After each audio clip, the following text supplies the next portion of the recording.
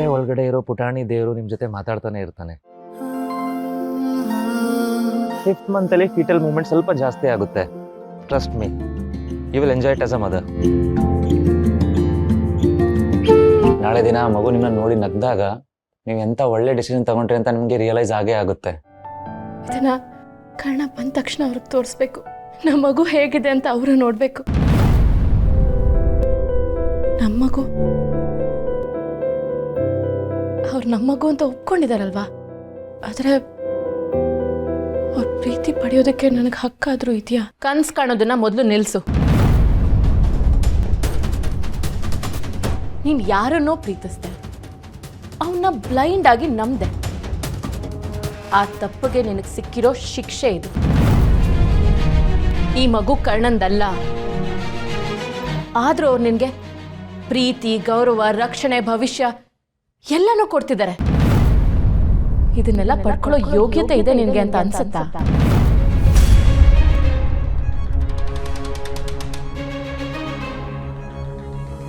ಹಾಗಿದ್ರೆ ಏನ್ ಮಾಡ್ಬೇಕು?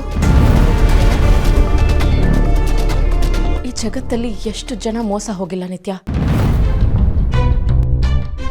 ಅವರೆಲ್ಲ ಜೀವನನೇ ಮುಗ್ದೋಯ್ತು ಅಂತ ಬದುಕೋದನ್ನ ನಿಲ್ಲಿಸ್ಬೇಕಾ? ಆಗ ಜಗತ್ತಿನ ತುಂಬಾ ನೊಂದಿರೋ ಜೀವಗಳೇ ಇರ್ತಿದ್ವು.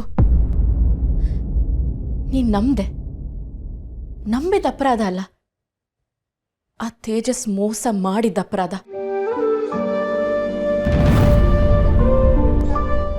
ಈ ಮಗು ನಿನ್ ತಪ್ಪಕ್ ಸಾಕ್ಷಿ ಅಲ್ಲ.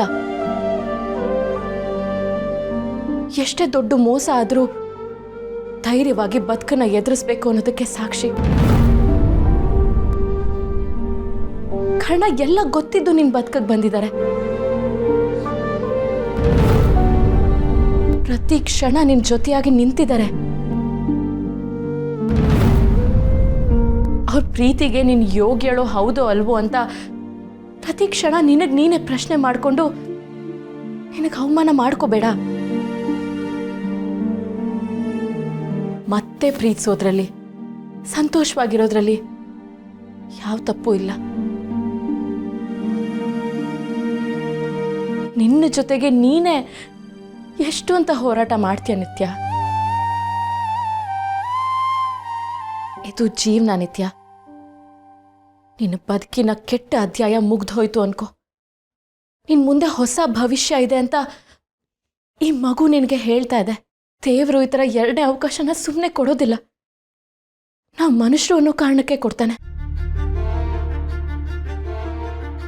ಯೋಚನೆ ಮಾಡ್ದೆ ಕರ್ಣನ್ ಪ್ರೀತಿನ ಸ್ವೀಕರಿಸು. ಈ ಥರ ಅಪರಾಧಿ ಭಾವದಲ್ಲಿ ಬದುಕಬೇಡ. ಕೃತಜ್ಞತೆಯಿಂದ ಬದುಕು ನಿತ್ಯ. ಈ ಸ್ಕ್ಯಾನ್ನ ಕರ್ಣ ಬಂದ್ಮೇಲೆ ತೋರಿಸು. ಯಾವುದೇ ಭಯ ಇಲ್ಲದೆ